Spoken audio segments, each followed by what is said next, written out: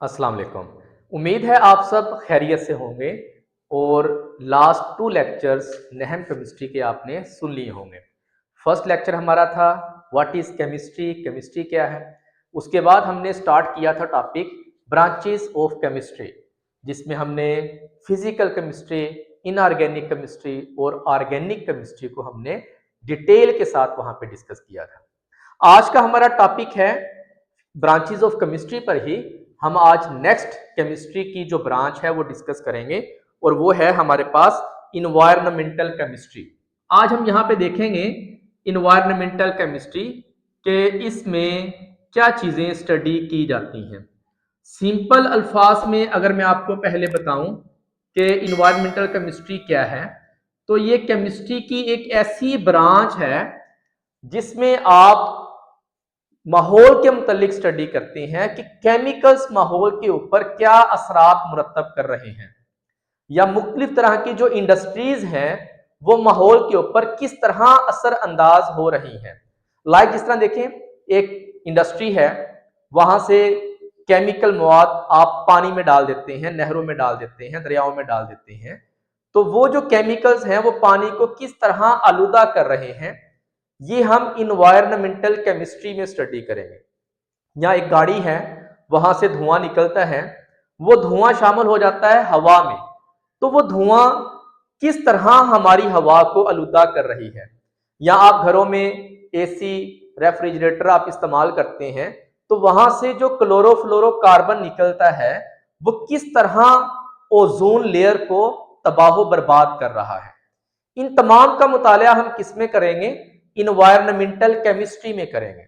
और यहाँ पे ये भी देखा जाता है कि किस तरह आप माहौल को साफ सुथरा बना सकते हैं, कि इन केमिकल्स का इस्तेमाल किस तरह कम किया जाए, या इन केमिकल्स को किस तरह ऐसे केमिकल्स में कन्वर्ट कर दिया जाए जो माहौल को आलूदा ना करें। इन तमाम का मुताला हम किस में करेंगे, इन्वायरमेंटल केमिस्ट्री में करेंगे। तो इस कायनात में, यानी कि आप ये कह लें इस सैयारे में, इस जमीन पे जितने भी केमिकल रिएक्शंस हो रहे हैं या बायोकेमिकल्स फिनोमिना यहाँ पे हो रहे हैं, उन तमाम का मुताला किसमें किया जाता है, इन्वायरमेंटल केमिस्ट्री में किया जाता है। आपकी बुक में देखते हैं कि यहाँ पे उसने क्या बताया है इन्वायरमेंटल केमिस्ट्री के मुतालिक। It is the scientific study of the chemical and biochemical phenomena that occurs in this planet. अब इस प्लेनेट, इस सियारे में जो भी केमिकल या बायोकेमिकल फिनोमिना हो रहे हैं, वकू पजीर हो रहे हैं, उनका साइंसी मुताला किसमें किया जाता है, इन्वायरमेंटल केमिस्ट्री में किया जाता है। इन दिस सब्जेक्ट, यानी कि इन्वायरमेंटल केमिस्ट्री में, वी स्टडी दी सोर्सेज, हम माखिज देखते हैं, रिएक्शंस देखते हैं, इफेक्ट्स असरात देखते हैं, and fates of chemical species in the air, soil and water environment. यानी कि हवा के अंदर, पानी के अंदर, या दूसरा उसने यहाँ पे कहा है जमीन, इनके अंदर जो केमिकल्स आ रहे हैं जो इनको आलूदा कर रहे हैं, हम देखते हैं कि वो उनका जरिया, उनका सोर्स क्या है, वो कहां से आ रहे हैं। ठीक है, वो आपस में मिलके केमिकल रिएक्शंस किस तरह करेंगे। यह केमिकल है जो पानी के अंदर शामिल हो गया, वो पानी के साथ मिलके क्या बनाएगा, किस तरह पानी को इफेक्ट करेगा, या जमीन के साथ मिलके उसकी साख को, उसकी स्ट्रक्चर को किस तरह मुतासर करता है। इन तमाम का मुताला हम किस में देखते हैं, इन्वायरमेंटल केमिस्ट्री में देखते हैं। नेक्स्ट देखें, विदाउट दिस, इस चीज को स्टडी किए बगैर, कि इन केमिकल्स के सोर्सेज को, इनके रिएक्शंस को, इनके इफेक्ट्स को स्टडी किए बगैर आप इस काबिल नहीं होते, किस काबिल, कि it would be impossible to study the effects that humans have on the environment through the release of chemicals. यानी कि इन चीजों को स्टडी किए बगैर, इनके सोर्सेज को, इनके रिएक्शंस को, इनके इफेक्ट्स को स्टडी किए बगैर आप इस काबिल नहीं हैं कि आप ये पता लगा सकें कि किस तरह केमिकल्स हमारे माहौल को या इंसानों को किस तरह ये मुतासर कर रहे हैं। उसके बाद देखिए, it helps in understanding the causes, effects and solution of different types of pollution. अब देखें यहाँ पे हम इसमें ये भी देखते हैं कि डिफरेंट तरह की जो पोल्यूशंस हैं वो किस तरह होती है, उनकी वजूहात क्या हैं, उनके इफेक्ट्स क्या हैं, और आप उनको किस तरह मिनिमाइज कर सकते हैं, किस तरह आप आलूदगी को कंट्रोल कर सकते हैं। यानी कि आप सिंपल फास्ट में अगर कहें तो इन्वायरमेंटल केमिस्ट्री में आप केमिकल्स के असरात देखते हैं माहौल के ऊपर, हमारे पानी के ऊपर, ठीक है, जो हम पीते हैं, या जो वाटर बॉडीज है, इसके अलावा हवा के अंदर या जमीन के अंदर ये केमिकल किस तरह असरअंदाज होते हैं, उनका मुताला इन्वायरमेंटल केमिस्ट्री में किया जाता है। और साथ साथ जितनी भी तरह की आलूदगी है उन तमाम को स्टडी हम किस में करते हैं, इन्वायरमेंटल केमिस्ट्री में करते हैं। उसको किस तरह खत्म किया जा सकता है, किस तरह कंट्रोल किया जा सकता है, उनकी वजूहात क्या हैं, ये पैदा कैसे होती हैं, तमाम को स्टडी हम कहाँ पे करते हैं, इन्वायरमेंटल केमिस्ट्री में करते हैं। नेक्स्ट हमारे पास ब्रांच है, यहाँ पे बड़ी जबरदस्त किस्म की ब्रांच है जिसको हम कहते हैं एनालिटिकल केमिस्ट्री। अब आपको मजे की बात बताऊं, ये एनालिटिकल केमिस्ट्री जो है ना, ये केमिस्ट्री की जासूस जासूस आप कह सकते हैं, ये ब्रांच है जासूस ब्रांच। कैसे जासूस ब्रांच है, ये पता लगा लेती है, ये पता लगा लेती है भी किसी भी नमूने के अंदर या किसी भी सैंपल के अंदर कौन कौन सी चीजें पाई जाती हैं। मसलन देखें, आप डॉक्टर के पास जाते हैं ब्लड का टेस्ट लेके, और डॉक्टर आपको बता देता है कि इसके अंदर कौन कौन सी चीजें हैं, शुगर कितनी है इसके अंदर, ठीक है, या और चीजें जो आपने वहां पे मालूम करनी होती हैं, जो भी आपने टेस्ट करवाना होता है ना, वो डॉक्टर आपको बता देते हैं। या आप पानी का सैंपल लेके जाते हैं, ठीक है, तो एनालिसिस के जरिए आपको बता दिया जाता है कि पानी के अंदर कौन कौन सी चीजें हैं, वहां पे ये खालस पानी है या खालस नहीं है। या अगर आपने कोई मशरूब बनाया है तो आप चले जाते हैं लेबॉर्ट्री में, आपको बता दी जाता है कि ये मशरूब खालस है या नहीं है। या दूध है, उसके अंदर आप उसका एनालिसिस करवाते हैं, आपको बता देते हैं कि इसमें पानी इतने परसेंट है, चिकनाई इतने परसेंट है, तो ठीक हो गया। तो ये एनालिटिकल केमिस्ट्री में हम क्या करते हैं, जो भी आपके पास सैंपल होता है ना, उस सैंपल का एनालिसिस किया जाता है कि उसके अंदर कौन कौन सी चीजें पाई जाती हैं। और सबसे बड़ी यहाँ पे जो बात है ना, यहाँ पे एनालिटिकल केमिस्ट्री के अंदर, इसमें आप फोरेंसिक लैब के अंदर जाके कोई भी आपका जिस तरह जिस्म का कोई टुकड़ा है, बाल है, या जिस्म का कोई भी नाखून है, या किसी और चीज के जरिए से आप ये टेस्ट कर सकते हैं कि ये सैंपल किस शख्स का है। अगर उसका भी सैंपल लेके आप उनका दोनों का आपस में कंपेयर करें, तो इसलिए इसको जासूस ब्रांच भी कहा जाता है केमिस्ट्री का। देखिए यहाँ पे, it is the branch of chemistry, analytical chemistry, which deals with the analysis of different substances. ये डिफरेंट सब्सटेंसेस की एनालिसिस करता है, तज्जिया करता है। अब तज्जिया भी दो तरह से हो सकता है, एक क्वालिटेटिव होता है, एक क्वांटिटेटिव होता है। तज्जिया जो है आप कितनी तरह से कर सकते हैं, दो तरह से, क्वालिटेटिव और दूसरा कौन सा, क्वांटिटेटिव। क्वांटिटेटिव दो तरह से तज्जिया कर सकते हैं, मिकदारी लिहाज से भी कर सकते हैं और दूसरा क्वालिटी के लिहाज से भी कर सकते हैं एनालिसिस। मिकदारी लिहाज से कैसे, क्वांटिटेटिव में ये देखा जाता है कि एक सैंपल के अंदर जो चीजें मिली हैं वो कितनी कितनी हैं, उनकी मिकदार कितनी है।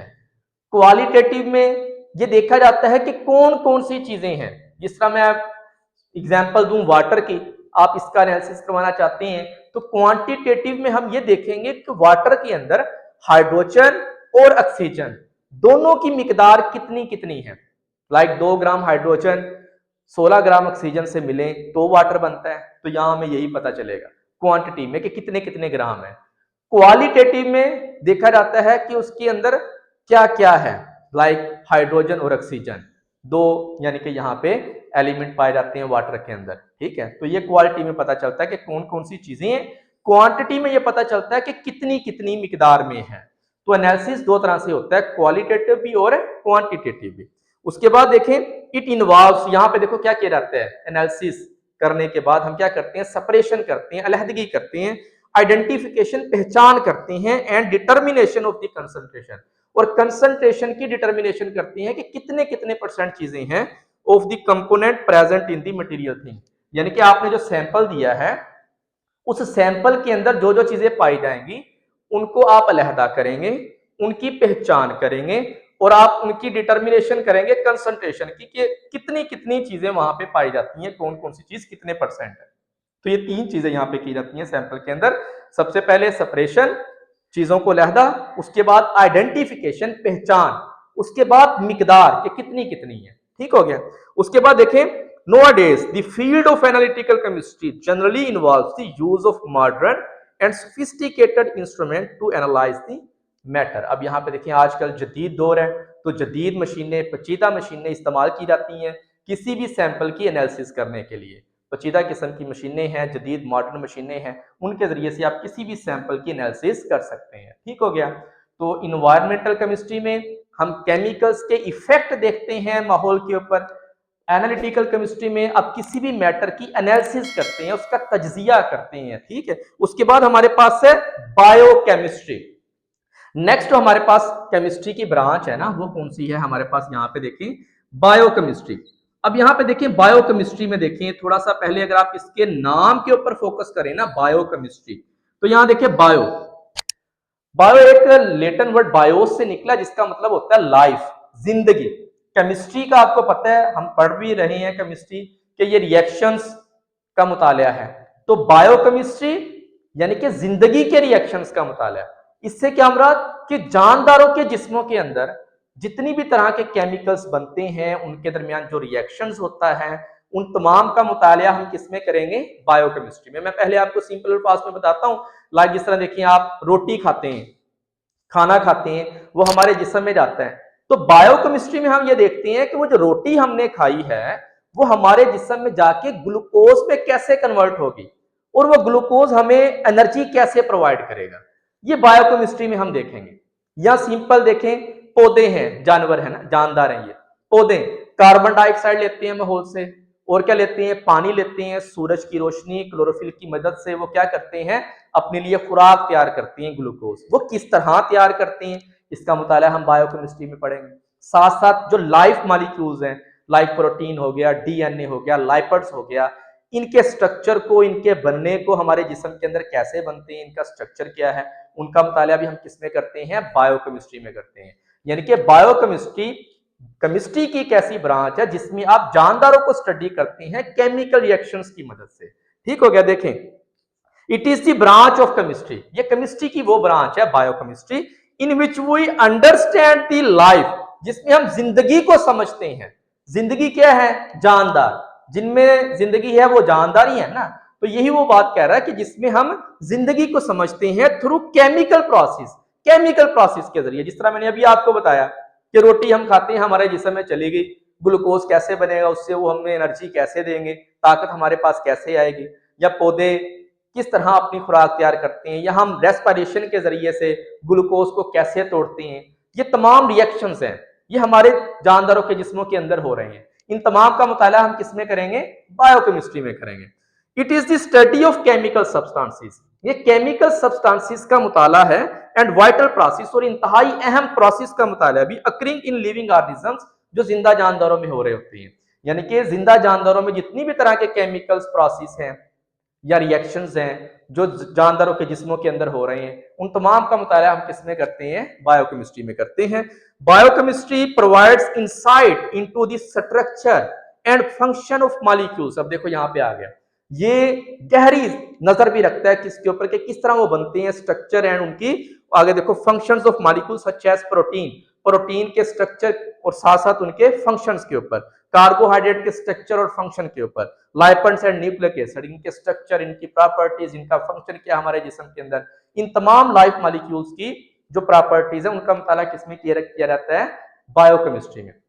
ये लाइफ मॉलिक्यूल्स कौन सी होती हैं, ऐसे मॉलिक्यूल्स जो हमारा जिस्म बनाते हैं, जो जानदारों के जिस्मों के अंदर पाए जाते हैं। जिस तरह ये यहाँ उसने एग्जांपल दी हैं, प्रोटीन्स हैं, कार्बोहाइड्रेट्स हैं, लाइपिड्स हैं, न्यूक्लिक एसिड है, इन तमाम के स्ट्रक्चर, इनकी फॉर्मेशन और इनके फंक्शंस वगैरह का मुताला जानदारों के जिस्मों के अंदर अगर आप पढ़ें तो वो किसमें पढ़ेंगे आप, बायोकेमिस्ट्री में। नेक्स्ट हमारे पास है, यहाँ पे देखें केमिस्ट्री की ब्रांच जिसको हम क्या कहेंगे, न्यूक्लियर केमिस्ट्री, न्यूक्लियर केमिस्ट्री। अगर आप इसके नाम के ऊपर फोकस करें ना, न्यूक्लियर केमिस्ट्री पे, तो देखिए आपको वाज़ेह हो गया होगा कि ये केमिस्ट्री की वो ब्रांच है जो न्यूक्लियस से मुतल्लिक है। एटम के न्यूक्लियस से मुतल्लिक जो केमिस्ट्री की ब्रांच है ना, उसको आप न्यूक्लियर केमिस्ट्री कहते हैं। इसमें एक एटम के न्यूक्लियस का टूटना या उसका बनना, ठीक है, उससे एनर्जी पैदा करना, या वहां से खतरनाक किस्म की जो शुआएं खारिज होती हैं, रेडियो एक्टिविटी, उन तमाम का मुताला किसमें किया जाता है, न्यूक्लियर केमिस्ट्री में किया जाता है। जिस तरह यूरेनियम है, यूरेनियम एक ऐसा यानी कि एलिमेंट है कि जिसका न्यूक्लियस जब टूटता है ना तो बहुत ज्यादा मिकदार में एनर्जी खारिज होती है। उस एनर्जी को आप पीसफुल पर्पस के लिए इस्तेमाल कर सकते हैं पावर प्लांट में। या इसी न्यूक्लियर केमिस्ट्री के अंदर हम ये देखते हैं कि हमारे जिस्म के अंदर जो खतरनाक किस्म की कैंसर की डिजीज आ जाती है, उनको आप रेडियो एक्टिविटी के जरिए, शुआओं के जरिए से आप किस तरह जिस्म से खत्म कर सकते हैं उन मुतासरा सेल्स को जो कैंसर की वजूहात बन रहे होते हैं। ठीक है, इसका मुताला किसमें किया जाता है? न्यूक्लियर केमिस्ट्री में। तो यहाँ पे देखिए, हम देखते हैं आपकी बुक में, nuclear chemistry deals with the reactions taking place in the nucleus of an atom. मैंने अभी आपको कहा ना, न्यूक्लियर केमिस्ट्री नाम से ही जाहिर है ये न्यूक्लियस से मुतल्लिक है। इसमें न्यूक्लियस के अंदर जो केमिकल रिएक्शंस हो रही होती है ना, उसका मुताला किया जाता है किसके अंदर? न्यूक्लियर केमिस्ट्री के अंदर। It deals with the radio activity, उसके बाद nuclear process and transformation in nuclei of atoms, कि एक एटम का न्यूक्लियर अगर किसी और में कन्वर्ट हो जाए ना, तो इसको हम क्या कहते हैं? ट्रांसफॉर्मेशन। ठीक है, तो न्यूक्लियर केमिस्ट्री में देखो उसने यहाँ बताया रेडियो एक्टिविटी पढ़ते हैं। रेडियो एक्टिविटी आप ये कह सकते हैं कि कुछ एलिमेंट्स ऐसे होते हैं जो खतरनाक किस्म की शुआएं खारिज करते हैं, उनको रेडियो एक्टिविटी कहा जाता है। न्यूक्लियर प्रोसेस हो गया कि किस तरह जो है ये न्यूक्लियस के अंदर रिएक्शंस होती हैं और किस तरह ये क्या कहते हैं, एनर्जी खारिज करते हैं या मुख्तलिफ किस्म की तापकार किस्म की शुआएं खारिज करते हैं। उन तमाम का मुताला भी हम किसमें करेंगे? न्यूक्लियर केमिस्ट्री में। अच्छा, उसके बाद देखिए यहाँ उसने कहा nuclear chemistry has many application in agriculture, medicine, industry and research. Nuclear chemistry एक ऐसा मजमून है जिसकी एप्लीकेशन बहुत वसी है। एग्रीकल्चर में भी इसका इस्तेमाल है, मेडिसिन में भी इसका इस्तेमाल है, इंडस्ट्री में भी इसका इस्तेमाल है और रिसर्च में भी इसको इस्तेमाल किया जाता है। तो हमने अब तक पढ़ ली केमिस्ट्री की ब्रांचेस 7। सबसे पहले आपने पढ़ी कौन सी? फिजिकल केमिस्ट्री, जिसमें हम ये देखते हैं कि कोई भी सब्सटेंस एटमी और मॉलिक्यूलर लेवल पर किस तरह बिहेव करता है। उसके बाद हमने पढ़ा था इनऑर्गेनिक केमिस्ट्री, कि कार्बन के अलावा जितने भी कंपाउंड्स हैं उन तमाम का मुताला किसमें किया जाता है? इनऑर्गेनिक केमिस्ट्री में। और कार्बन पर मुश्तमिल कंपाउंड्स का मुताला हम किसमें करते हैं? ऑर्गेनिक में। उसके बाद हमने पढ़ा कौन सा? इन्वायरमेंटल केमिस्ट्री, कि केमिकल्स माहौल के ऊपर क्या इफेक्ट डाल रहे हैं, इसका मुताला हम करेंगे इन्वायरमेंटल में। एनालिटिकल केमिस्ट्री में कोई भी जो सैंपल्स होता है उसकी आप एनालिसिस करते हैं कि उसके अंदर कौन कौन सी चीजें हैं और कितने % है। उसके बाद आपने पढ़ा बायोकेमिस्ट्री, के जानदारों के जिस्मों के अंदर जितने भी केमिकल रिएक्शंस हैं उनका मुताला किसमें किया जाएगा? बायोकेमिस्ट्री, यानी कि लाइफ को यहाँ स्टडी करते हैं थ्रू केमिकल प्रोसेस। उसके बाद हमने पढ़ा यहाँ पे न्यूक्लियर केमिस्ट्री, के एटम के न्यूक्लियस, न्यूक्लियस के अंदर जो केमिकल रिएक्शंस हो रहे होते हैं उनका मुताला हम किसमें करेंगे? न्यूक्लियर केमिस्ट्री में। तो अब तक के लिए इतना ही। आज हम इन्हीं 4 ब्रांचेस के ऊपर फोकस करते हैं। नेक्स्ट वीडियो में इंशाल्लाह हम इस टॉपिक को क्लोज करेंगे। तब तक के लिए अल्लाह हाफिज।